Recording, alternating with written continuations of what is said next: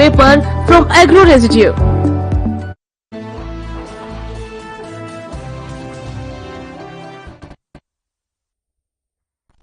नमस्कार, राम राम हरियाणा में आपका स्वागत है। मैं हूं आप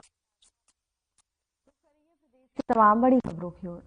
मुख्यमंत्री आवास संत कबीर कुटीर पर पंचकुला नगर निगम की निर्दलीय पार्षद ओमवती पूनिया और जजपा से चुनाव लड़े पार्षद सुशील गर्ग को पार्टी का पटका पहनाकर बीजेपी में शामिल किया।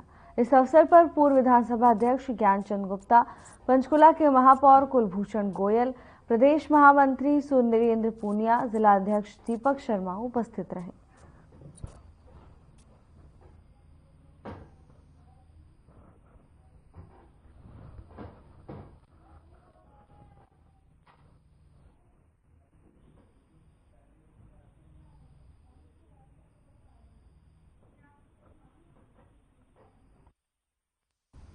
मुख्यमंत्री सैनी ने सीएम आवास पर संत कबीर कुटीर हरियाणा सिख एकता दल के प्रतिनिधिमंडल के साथ मुलाकात की। उन्होंने सिख समाज के साथ विभिन्न विषयों पर सार्थक संवाद किया। मुख्यमंत्री ने कहा कि हमारी सरकार है जो सिख गुरुओं की परंपरा के सम्मान के लिए सदैव समर्पित रही है। सीएम ने पूरी संगत को भरोसा दिलाया है कि हरियाणा की सरकार के समक्ष समाज से जुड़े कोई भी विषय आप लेकर आएंगे उसे प्राथमिकता के आधार पर हल किया जाएगा। हरियाणा सिख एकता दल ने मुख्यमंत्री नायब सिंह सैनी से मुलाकात की। इस दौरान मुख्यमंत्री ने सभी सिखों की बात को सुना और संगत को ये विश्वास दिलाया है कि उनकी सभी समस्याओं को सुना जाएगा और जल्द से जल्द उनका निस्तारण किया जाएगा। इसके साथ ही जो भी बेहतर होगा उस हिसाब से हर विषय पर संगत का समर्थन मुख्यमंत्री की ओर से किया जाएगा। तस्वीरें चंडीगढ़ से हैं, जहां मुख्यमंत्री नायब सैनी से मिलने हरियाणा एकता दल पहुंचा।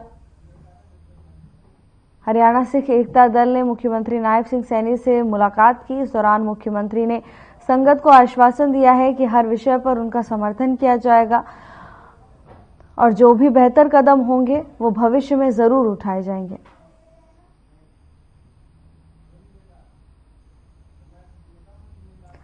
हरियाणा सिख एकता दल मुख्यमंत्री नायब सिंह सैनी से मुलाकात करने पहुंचा।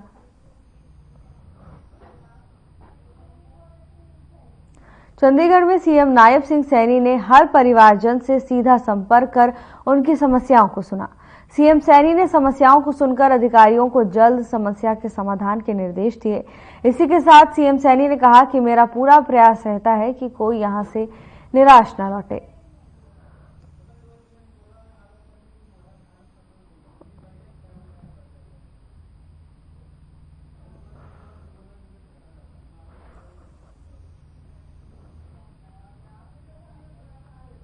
पंचकुला नगर निगम में सीनियर डिप्टी मेयर और डिप्टी मेयर के चुनाव 4 नवंबर को होंगे।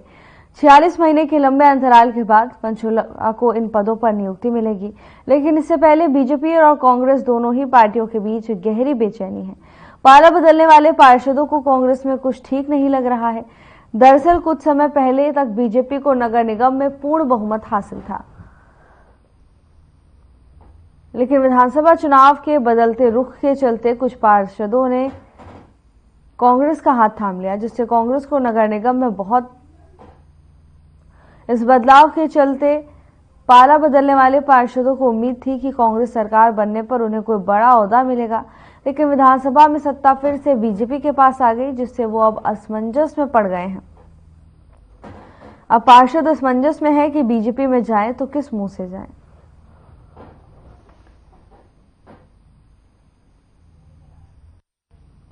चार नवंबर को नगर निगम का चुनाव होना है, जिसको लेकर दोनों ही पार्टियों एक्टिव मोड में नजर आ रही हैं। तो वहीं दूसरी तरफ विधानसभा चुनाव के दौरान पाला बदलने वाले पार्षदों में अब असमंजस दिखाई दे रहा है। दरअसल कुछ पार्षदों ने विधानसभा चुनाव के नजदीक पार्टी बदल ली थी और अन्य दलों में चले गए थे। तो वहीं अब जब दोबारा बीजेपी की सरकार हरियाणा में आ गई है तो इन पार्षदों के लिए मुश्किलें बढ़ गई हैं।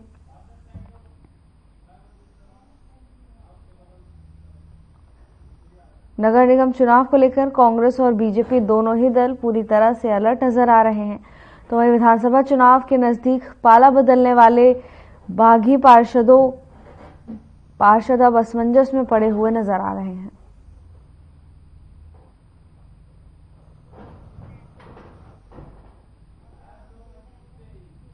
रतिया की सदर थाना पुलिस ने 4 साल के बच्चे की ब्लाइंड मर्डर की गुत्थी को कुछ ही घंटों में सुलझा लिया। मामले में एक नाबालिग को पुलिस ने काबू किया है। पकड़े गए नाबालिग को उसके परिवार के साथ जुवेनाइल कोर्ट में पेश कर बाल सुधार गृह अंबाला में भेजा गया। सदर थाना के एसएचओ ओम प्रकाश ने जानकारी देते हुए बताया कि 1 नवंबर को थाने में सूचना प्राप्त हुई थी कि एक गांव हटौली में एक बच्चे की हत्या करके उसकी डेड बॉडी को सुनसान मकान के पास फेंका गया है। पुलिस सूचना पाकर तुरंत मौके पर पहुंची और कार्रवाई करते हुए आरोपी को गिरफ्तार करने में सफलता हासिल की है।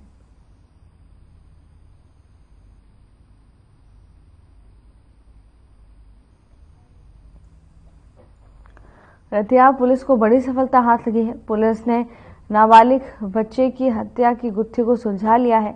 आपको बता दें कि कुछ समय पहले 4 साल की नाबालिग बच्ची के लापता होने की खबर पुलिस को मिली थी, जिसके बाद पुलिस ने कार्रवाई करते हुए गुत्थी को सुलझा लिया और आरोपी को गिरफ्तार कर लिया है।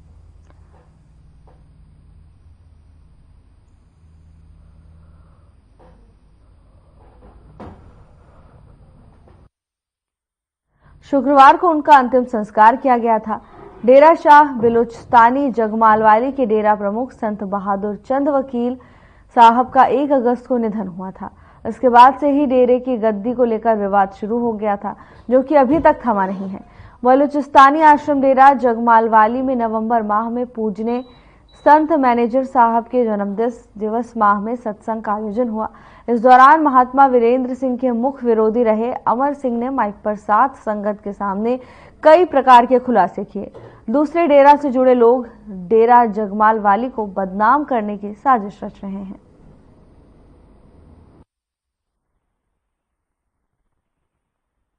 हाँ सर जी, ये बात ऐसा था कि मैं पहुंचा था 1 बजे डेरे में। उससे पहले वो कोई लड़ाई झगड़ा तो हो चुका था, लेकिन जब मैं पहुंचा स्टेज पर तो वो अपने डेरे के कोई शब्द नहीं थे।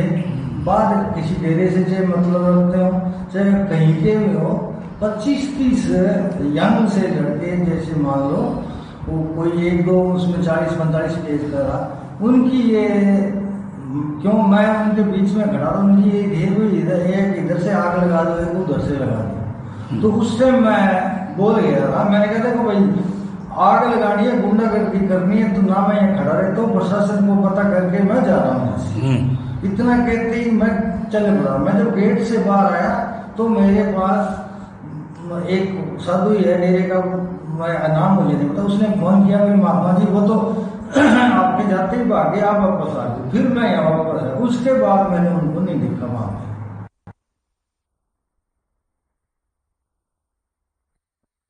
फरीदाबाद के माजरा गांव स्थित इस कपड़े के शोरूम पर बाइक सवार 3 बदमाशों ने फायरिंग की। फायरिंग करने के बाद बदमाश जाते हुए एक लेटर छोड़ गए। बता दें कि उस लेटर से दुकान के मालिक से 20 लाख की फिरौती की मांग की गई है। फायरिंग की पूरी वारदात शोरूम के सामने दुकान में लगे सीसीटीवी में कैद हो गई। तो वहीं वारदात की सूचना पुलिस को दी गई, जिस पर पुलिस ने शिकायत दर्ज कर आगे की कार्रवाई शुरू कर दी है।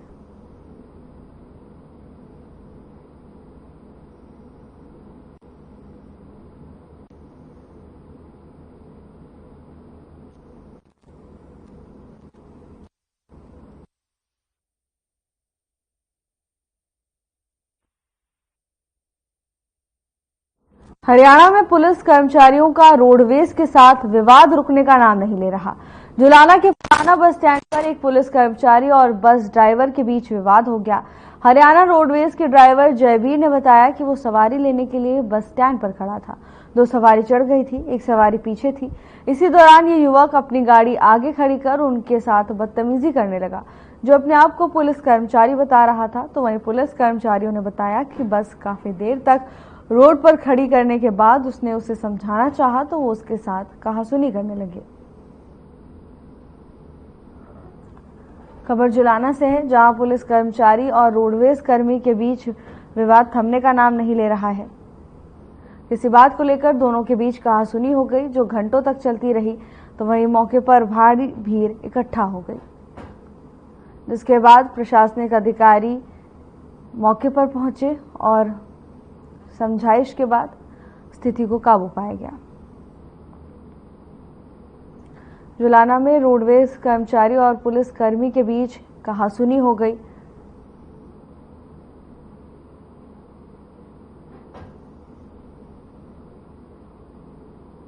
पुलिसकर्मी का कहना है कि काफी देर तक बस को एक जगह खड़ी रखने के कारण यह विवाद हुआ था। तो वहीं रोडवेज कर्मचारी की ओर से पुलिसकर्मी पर अभद्र भाषा का इस्तेमाल करने का आरोप लगाया गया है।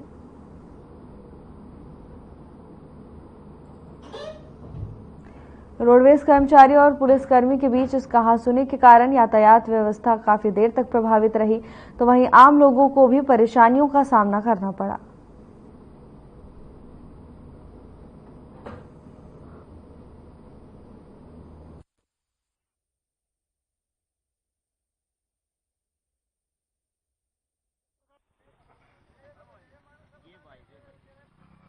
मामला तो कुछ होता जी, गाड़ी सवारी बढ़ा रही थी, एक सवारी रह रही थी, दो सवारी आ गई थी गाड़ी में, एक सवारी पास रह रही थी। तो सवारी बैठाने के लिए गाड़ी थोड़ी 1-2 मिनट रोक दी थी। अच्छा। हाँ जी, गाड़ी खाली पड़ी, सवारी तो बैठानी पड़ेगी हमने, और खाली कैसे ले जाओ गाड़ी। अच्छा, दूसरी गाड़ी कौन सी थी?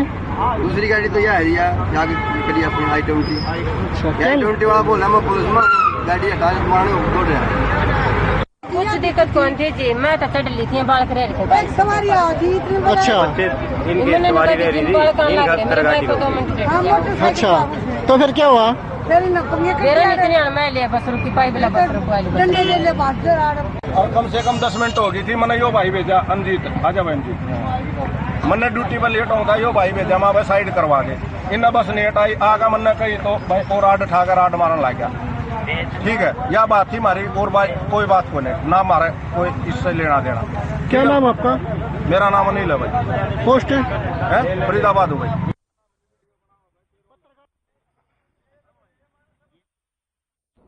हरियाणा प्रदेश व्यापार मंडल के प्रांतीय अध्यक्ष और हरियाणा कैनफेड के पूर्व चेयरमैन बजरंग गर्ग ने व्यापारियों की मीटिंग ली। इस मीटिंग के दौरान गर्ग ने कहा कि सरकार को व्यापार व उद्योगों को बढ़ावा देने के लिए ज्यादा से ज्यादा सुविधा देनी चाहिए, लेकिन केंद्र सरकार द्वारा देश और प्रदेश में जीएसटी के तहत अनाप शनाप टैक्सों में बढ़ोतरी करने से लगातार व्यापार पिछड़ता जा रहा है। जब से देश आजाद हुआ है तब से अब तक कपड़ा, चीनी, दूध, दही, लस्सी आदि पर अब कभी टैक्स नहीं था, लेकिन केंद्र सरकार ने इन सब पर 5% जीएसटी लगाकर महंगाई को बढ़ाने का काम किया है।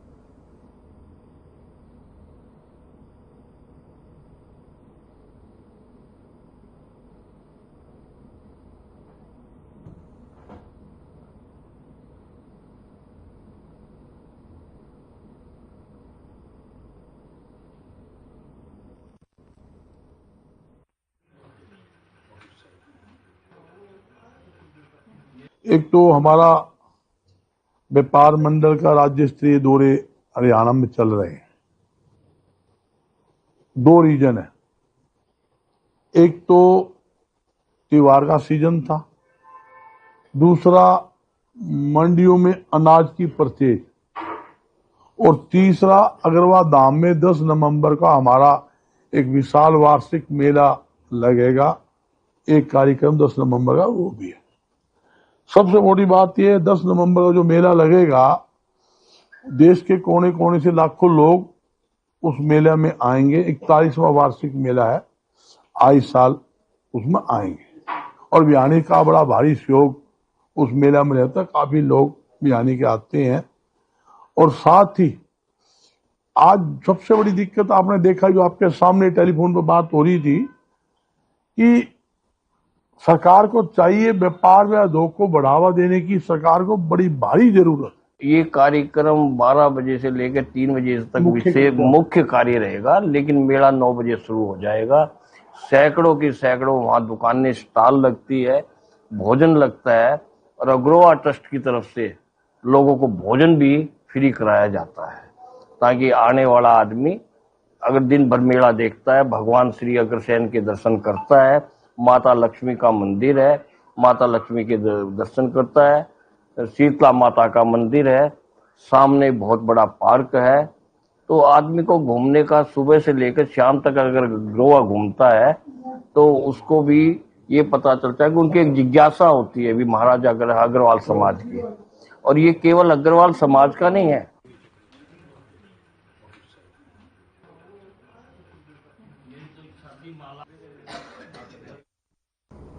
बहादुरगढ़ के छोटू राम नगर में रात बड़ा हादसा हो गया। दरअसल यहां पर बने एक घर में अचानक आग लग गई। आग लगने से पति पत्नी की मौत हो गई, जबकि मृतक के भाई के 3 बच्चे गंभीर रूप से घायल हो गए। घायल को नागरिक अस्पताल में भर्ती कराया गया है। लोगों ने बताया कि कुछ ही दिनों बाद निशा को की डिलीवरी होनी थी। घटना के बाद से परिवार के सदस्य और रिश्तेदार घर पहुंचे। परिजनों का रो रो कर बुरा हाल है।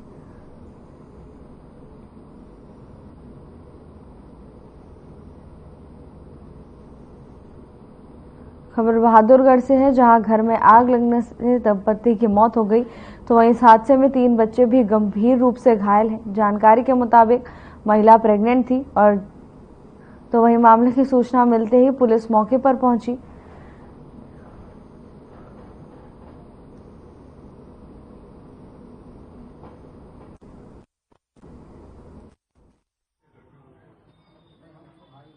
और जब ये घटना 1:15 बजे लमसम ऐसे हुआ था, पर जब हम सो रहे थे, अपनी नींद में थे, तब एक साउंड आया, आवाज़ आया। जब आवाज़ आया तो मैंने जब उठा, तब उठकर जैसे ही मैं छज्जे पे आकर देखा तो नीचे देखा कि वहाँ पे ना आग का लपट्टा निकल रहा है और धुआं सा निकल रहा है। तो हमने क्या किया कि हमने ना अपनी छत से ना लटक कर कूद गया। कूदने के बाद जब हमने गेट खोला, गेट खोलने के बाद इतना धुआं था कि वहाँ पे 1 मिनट रहना बर्दाश्त नहीं हो रहा था। उसके बीच में हमने सारे 2 लोग मिलकर 3 लोग मिलकर पानी डाला। पानी डालने के बाद कोई धुआं कम हुआ। उसके बाद हमने ना जो जिसको आग लगा था, उसका नाम चिंटू था, उसने ना जैसे उसको निकाला तो उसको सांस तो चल रही थी, पर उसको तुरंत फटाफट हमने हॉस्पिटल भेजा। उसके बाद जो उनकी वाइफ थी निशा, वो यहीं पे डेथ हो गई थी। और उनको 3 बच्चे था, उनकी 3 बच्चे था, उन्होंने दम घुटने की वजह से सारे को बेहोशी का हालत था। जब उसको हॉस्पिटल ले गया तो हॉस्पिटल में आईसीयू में भर्ती है और उसका एक का हालत बहुत गंभीर है। पिछला कमरा में हम और तीनों पोता 700 जगह अचानक धुआं और गैस मुझे लगा बहुत कस के है। तो हम कहे भाई धुआं और गैस कहाँ से आ गया। तो जब बाहर निकले तो पूरा अंधकार था, फिर मुझे दिखाई नहीं दिया। तो वहाँ नीचे बोरी वोरी सब फेंक रखा था, सब उसमें आग लगा हुआ था। वो मेरे अंधेरे में पकड़ लिया और ये हाथ जल गया। फिर मैं ये दरवाजे पर आया, दरवाजा खोलने लगा तो मेरा दरवाजा खुला नहीं। तो फिर मैं सर जी छत पर भाग गया। छत पर मैं बेहोश होकर गिर गया वहाँ। तो कौन लोग थे कमरे में? कमरे में वही बेटा बहू था और बच्चे भी थे? बच्चे दूसरे कमरे में हमारे साथ बच्चे।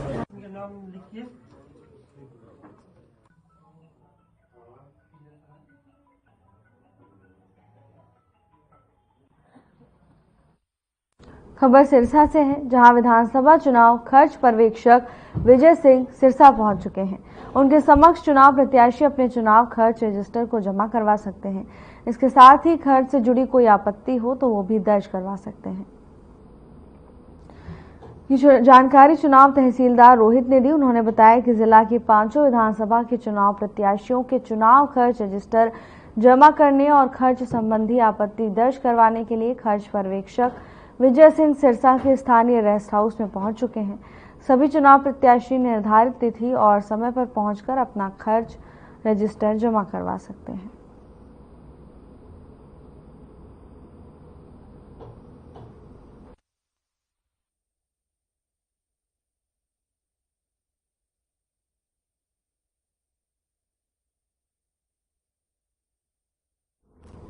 इंद्री हलके के गांव हंसू माजरा के पास बनी हुई धनौरा ड्रेन में गौवंश के अवशेष मिलने से क्षेत्र में दहशत का माहौल बना हुआ है। वहीं इस पर इसकी सूचना मिलते ही गौरक्षक दल के लोग पहुंच गए, जहां पर इस मामले की सूचना तुरंत इंद्री पुलिस को दी गई।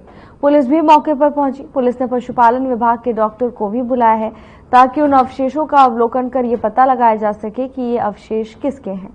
गौरक्षक दल के लोगों का कहना है कि इस प्रकार के मामले पहले भी यहां पर आ चुके हैं, लेकिन प्रशासन के द्वारा कोई ठोस कार्रवाई न होने की वजह से ऐसे लोगों के हौसले बुलंद हैं।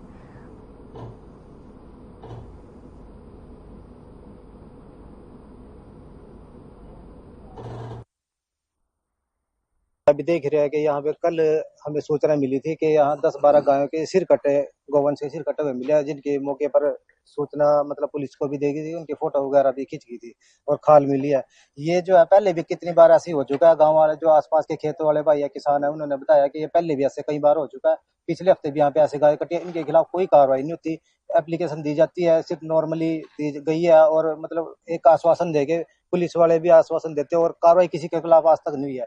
जो भाई किसी इनके खिलाफ आवाज उठाता है, जो ये काम करता है, उनको वो मारने का, धमकाने का, पीटने का। यूपी से मुसलमान आते हैं और पीट के चले जाते हैं। उनके खिलाफ भी पर्चा दर्ज हुआ है मतलब कोर्ट में। अभी हमने एक बार तो यहाँ पे कमरी जागीर के पास 20 गाय बंधी हुई पकड़ी थी हमने। उनकी काटने की तैयारी थी रात को, तो हमने वो बंधी पकड़ दी थी। उससे पहले 20 दिन पहले मारी हुई थी उन्होंने, तो 20 और मारनी थी, तो हमने पकड़वा दी।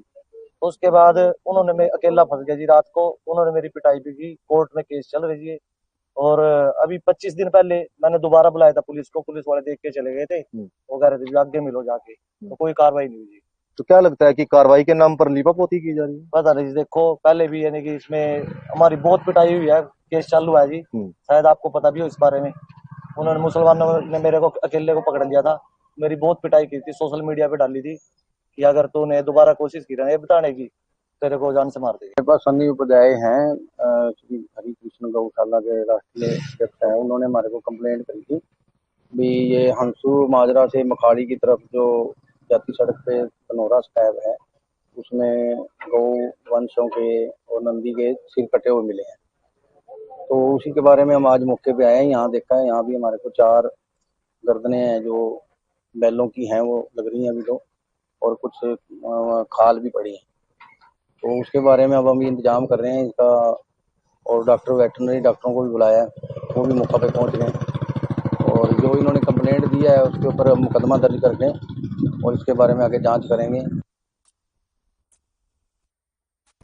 खबर फरीदाबाद से है, जहां बल्लभगढ़ के आदर्श नगर सुभाष कॉलोनी में 2 समुदाय के बीच पटाखे जलाने को लेकर विवाद हो गया।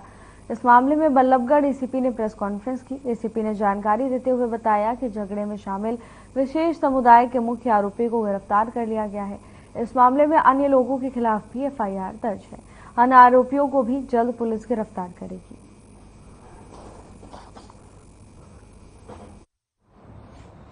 उनके बारे में पता कर लिया जाए। ये दुर्गा प्रसाद है जो सुभाष कॉलोनी में रहता है, उसके सामने कुछ मुस्लिम परिवार भी और हिंदू परिवार भी आसपास रहते हैं। ये 27 तारीख को शाम को करीब 9 बजे इनका जो लड़का है वो वहां पे पटाखे चला रहा था। तो पटाखे चलाते टाइम वो दूसरे समुदाय के जो लोग हैं उन्होंने थोड़ा विरोध किया। विरोध करने के बाद फिर इनमें आपस में इनके कहासुनी हुई और इनका झगड़ा हो गया, जिस पर इन्होंने हमारे को कंप्लेंट दी। हमने मुकदमा दर्ज कर दिया। मुकदमा दर्ज करने के बाद आज उनमें से एक आदमी को हमने अरेस्ट कर लिया है। इसमें आसिफ नाम का जो लड़का है उसको हमने अरेस्ट कर लिया है। बाकी जो गिरफ्तारी हमारी पेंडिंग है उनको जल्द से जल्द हम गिरफ्तार करेंगे। कौन कौन से है ये चल रहा है विशेष समुदाय का सिस्टम।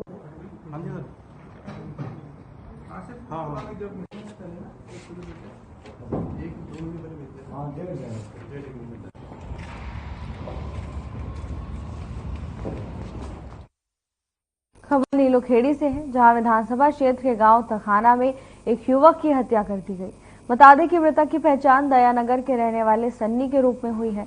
जानकारी के मुताबिक सन्नी ड्राइवर का काम करता था। बीते शुक्रवार की देर शाम वो अपने घर पर दीपावली पर्व की पूजा कर रहा था, तो उसके रिश्तेदारों ने उसे फोन कर घर बुलाया, जहां युवक की किसी से कहासुनी हो गई, जिसके बाद बदमाशों ने युवक की चाकू मारकर हत्या कर दी।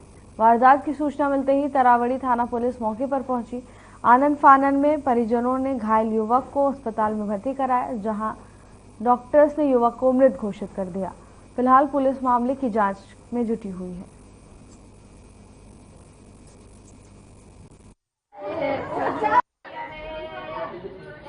एकदम पीछे तो जी चक्कू मार दिया इसका।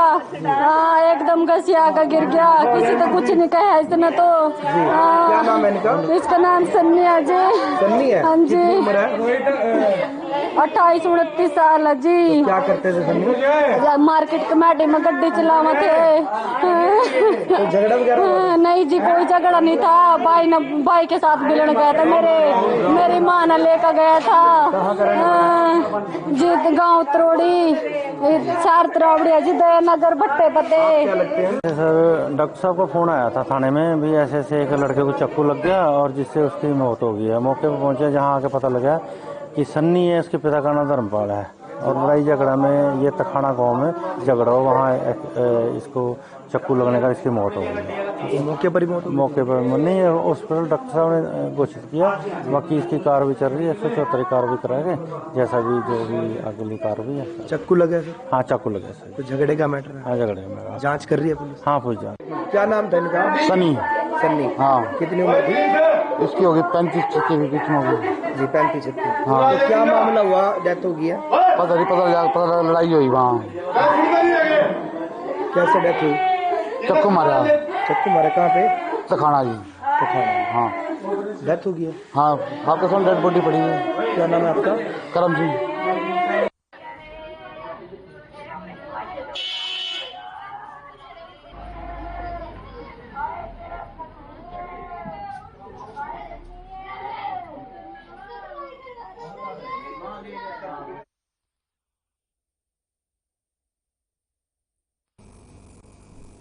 फिलहाल के लिए बस इतना ही। जल्द हाजिर होंगे नई अपडेट्स के साथ। नमस्कार।